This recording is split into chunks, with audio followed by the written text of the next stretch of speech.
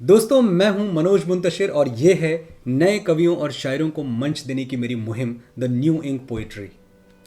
जिस तादाद में आपकी रचनाएं मेरे पास आ रही हैं, उसे देखते हुए मुझे महसूस हुआ कि एक एपिसोड में एक रचनाकार को शामिल करना काफ़ी नाइंसाफ़ी है। इस हिसाब से तो कई अच्छा लिखने वालों का नंबर आते आते बहुत देर हो जाएगी। तो इस बार मैं एक नहीं, दो रचनाकारों को आपके सामने प्रेजेंट करूंगा और आगे भी अगर ज़रूरत पड़ी तो ये एक की गिनती दो में बदलती रहेगी। आज के दो कलमकार कौन है, ये बस अभी पता चल जाएगा, लेकिन पहले आपसे एक दो ज़रूरी बातें कर लूँ। दोस्तों, मेरी जिम्मेदारी सिर्फ आपकी रचनाएं पढ़ के ख़त्म नहीं होती। जिम्मेदारी तो यहाँ से शुरू होती है। आप में से जो भी रचनाकार द न्यू इंक पोइट्री में शामिल किए जा रहे हैं, मैं उन्हें 360 डिग्री एक्सपोजर देने की कोशिश करूंगा। जैसे अपने इवेंट्स में, मीडिया अपीयरेंसेस में, टॉक्स में, अपनी सोशल मीडिया पोस्ट्स में, जहां भी मुझे मौका मिला मैं आपकी रचना कोट करूंगा आपके नाम के साथ। लॉकडाउन से पहले लगभग हर हफ्ते मैं देश और दुनिया में किसी न किसी शहर में पब्लिक अपीयरेंस देता ही रहता था। अक्सर हजारों की तादाद में मुझे सुनने वाले मेरे सामने मौजूद होते हैं। मैं इन प्लेटफॉर्म्स पर भी आपको इनवाइट करूंगा, आपको प्रेजेंट करूंगा। और एक बात दिमाग से निकाल दीजिए कि ये सब मैं आपके लिए कर रहा हूं। चाणक्य ने कहा था, जो साझा नहीं किया जाएगा वो नष्ट हो जाएगा। तो जो भी थोड़ी बहुत कामयाबी और शोहरत मुझे मिली है, वो मैं आपके साथ नहीं बांटूंगा तो एक दिन मेरी शोहरत का भी कोई नाम लेवा नहीं रह जाएगा। एक दिया बहुत देर तक नहीं जल सकता, लेकिन अगर उसी दिए से रोशनी का एक चेन रिएक्शन शुरू कर दिया जाए, यानी एक से दूसरा, दूसरे से तीसरा, तीसरे से चौथा दिया जलाए जाने लगे, तो पहले दिए की रोशनी बहुत दूर तक पहुंचेगी, अमर हो जाएगी। मैं अपनी रोशनी आपके साथ बांटने के लिए तैयार हूं। आपको सिर्फ दो काम करने हैं, अच्छा लिखना है और मुझे भेजना है। अच्छा लिखना ये बड़ी सब्जेक्टिव सी चीज़ है। जाहिर है हर किसी को अपना लिखा हुआ अच्छा ही लगता है, लेकिन यही भ्रम तो आपको तोड़ना है।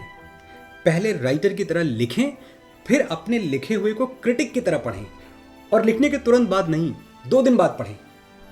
अगर 2 दिन बाद अपने लिखे हुए में दम नजर ना आए तो पूरी बेदर्दी से फाड़ के फेंक दें, और अगर लगे कि कुछ बात बन गई है तो मुझे भेज दें इस ईमेल आईडी पर TNIP, which stands for the New Ink Poetry, TNIP@manojmuntashir.com। आप सबको मेरी तरफ से शुभकामनाएं। अब मैं आपको मिलाता हूं द न्यू इंक पोइट्री में आज के दो नए लेकिन दमदार लिखने वालों से। इलाहाबाद से मिला हुआ एक पौराणिक शहर है कौशाम्बी। भगवान बुद्ध का यहां अक्सर आना जाना हुआ करता था। भगवान बुद्ध के शिष्य थे आनंद।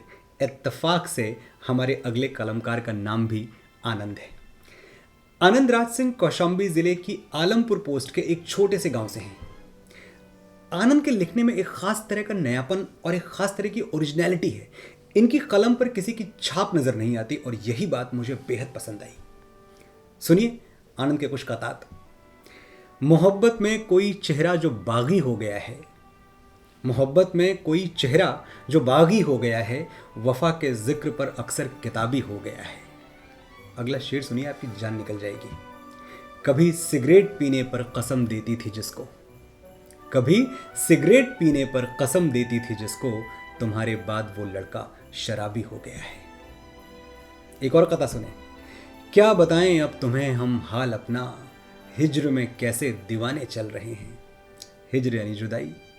क्या बताएं अब तुम्हें हम हाल अपना, हिज्र में कैसे दीवाने चल रहे हैं। जल रहा है बल्ब 0 वाट वाला, और कुछ गाने पुराने चल रहे हैं। एक मंजर उभरा ना आपके सामने। एक कथा और देखिए। शहंशाहों से इज्जत चाहते हैं, मोहब्बत भीख में जो मांगते हैं। शहंशाहों से इज्जत चाहते हैं, मोहब्बत भीख में जो मांगते हैं। कभी एक दूसरे की जान थे, अब फकत एक दूसरे को जानते हैं। एक और कथा सुने। बज़्म सुखन भी एक दिन रास्ता बिगाड़ देगी, बज़्म सुखन भी एक दिन रास्ता बिगाड़ देगी। शोहरत भी है निकम्मी, लड़का बिगाड़ देगी। गर हो खुदा के बंदे तो इश्क विश्क छोड़ो, गर हो खुदा के बंदे तो इश्क विश्क छोड़ो। एक सांवली सी सूरत सजदा बिगाड़ देगी। एक और कथा सुने। खता इतनी सी है हम मानते हैं, तुझे हद से ज्यादा चाहते हैं। खता इतनी सी है हम मानते हैं, तुझे हद से ज्यादा चाहते हैं, यूं ही हम रोज टकराते नहीं हैं, तेरी ट्यूशन का टाइम जानते हैं। आनंद की एक नज्म सुनिए, लफ्ज़ आखिर। ये वो आखिरी लफ्ज़ हैं जो किसी से आखिरी मुलाकात के बाद ज़िंदगी की आखिरी सांस तक याद रहते हैं। यही वो लफ्ज़ आखिर थे, अभी भी याद है मुझको। यही वो लफ्ज़ आखिर थे, अभी भी याद है मुझको। नमी आंखों में थी थोड़ी, मेरे होठों पे चुप्पी थी। सिसकना चाहता था मैं, लिपटना चाहता था मैं, मगर जल्दी में थी शायद।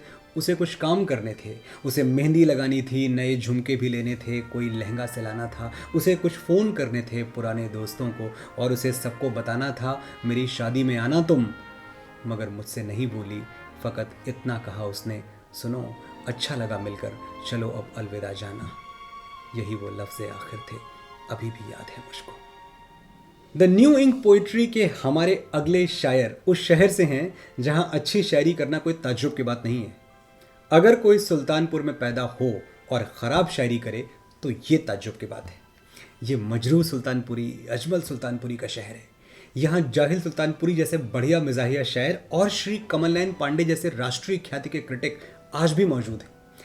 देवमणि पांडे मेरे मित्र, वो भी इसी मिट्टी की पैदाइश है, जिनकी कविताएं और मंच संचालन का सिक्का जम के चलता है। सुल्तानपुर की एक छोटी सी पैदावार मैं भी हूँ। इसी शहर में मेरा जन्म भी हुआ और मेरी स्कूलिंग भी। सुल्तानपुर ज़िले का एक कस्बा है कादीपुर, जहाँ से हमें अपनी रचनाएं भेजी शुभम सरकार ने। शुभम सचमुच 21वीं सदी के शायर हैं। इन्होंने शायरी की बहर, अरकान और तरबियत तो क्लासिक पोइट्री से ली है, लेकिन लिखा बिल्कुल 2020 में खड़े होकर। इनके प्रतीक इतने नए हैं कि हैरानी होती है। सुनिए शुभम के कुछ अकेले शेर। यार अमीनाबाद मुबारक हो तुमको। अमीनाबाद लखनऊ का एक इलाका है जो अपने रंग बिरंगे बाजारों के लिए बहुत मशहूर है। यार अमीनाबाद मुबारक हो तुमको, उसके मन का झुमका तक ना मिल पाया। यार अमीनाबाद मुबारक हो तुमको, उसके मन का झुमका तक ना मिल पाया। एक और अकेला शेर देखें, बहुत पसंद है मुझे ये शेर। अभी इग्नोर करती है हमारी शायरी को तू। मैं एक बात यकीन से कह सकता हूँ कि इस शेर का तेवर कंटेजियस है, ये आपके दिल पे लगेगा। अभी इग्नोर करती है हमारी शायरी को तू, तेरे बच्चे हमारा शेर स्टेटस में डालेंगे। अभी इग्नोर करती है हमारी शायरी को तू, तेरे बच्चे हमारा शेर स्टेटस में डालेंगे। एक और शेर सुने। हम तो शेर सुनाने वाले काफिर थे, हम तो शेर सुनाने वाले काफिर थे, उसको जोकर जैसा लड़का चाहिए था। एक और अकेला शेर शुभम का। कुछ दिन में तू खुद की ही आवाज नहीं पहचानेगा, कुछ दिन में तू खुद की ही आवाज नहीं पहचानेगा, इतनी ज्यादा खामोशी भी ठीक नहीं है, बोला कर। उन जख्मों का दर्द न पूछो, ये भी अकेला शेर है, बड़ा खूबसूरत शेर है। उन जख्मों का दर्द न पूछो जिनके हिस्से जिस्म न आया, बड़ी गहरी बात है। उन जख्मों का दर्द न पूछो जिनके हिस्से जिस्म न आया। एक और शेर सुने। तेरे आने की एक उम्मीद है और तेरे आने की एक उम्मीद है और इसी उम्मीद पर कायम है दुनिया। शुभम की एक गजल मैं आपके लिए पढ़ता हूं, सुने आप। बहुत दिन बाद एक रास्ता दिखा है, बहुत दिन बाद एक रास्ता दिखा है, मगर उसका मुसाफिर थक चुका है। और तेरे हिस्से का मैं तो जा चुका हूं, तेरे हिस्से का मैं तो जा चुका हूं, मेरे हिस्से का तू अब भी बचा है। वो मेरा है नहीं मैं जानता हूं, वो मेरा है नहीं मैं जानता हूं, उसे खोने का फिर भी वसवसा है। वसवसा यानी पैरानोइया, घबराहट। वो मेरा है नहीं मैं जानता हूं, उसे खोने का फिर भी वसवसा है। हमारा 400 अक्षर का मैसेज। शेर सुने आप, 2020 का शेर है। हमारा 400 अक्षर का मैसेज तुम्हारे पे हल्का पड़ गया है। हमारा 400 अक्षर का मैसेज तुम्हारे पे हल्का पड़ गया है। बिना पूछे ही आ जाती है पागल, तुम्हारी याद कितनी बेहया है। बिना पूछे ही आ जाती है पागल, तुम्हारी याद कितनी बेहया है। खिलौने ना रखो आगे ये मेरे, खिलौने ना रखो आगे ये मेरे, मेरे अंदर का बच्चा मर चुका है। आनंद राज सिंह और शुभम सरकार, इन दोनों से मैं कभी नहीं मिला, लेकिन इनके कलम की स्याही में एक नया रंग था और इसीलिए ये दोनों द न्यू इंक पोइट्री में शामिल किए गए। आप भी अपनी स्याही में कोई नया शेड ढूंढिए। इस प्लेटफॉर्म को आपका इंतज़ार रहेगा। Thank you for your time.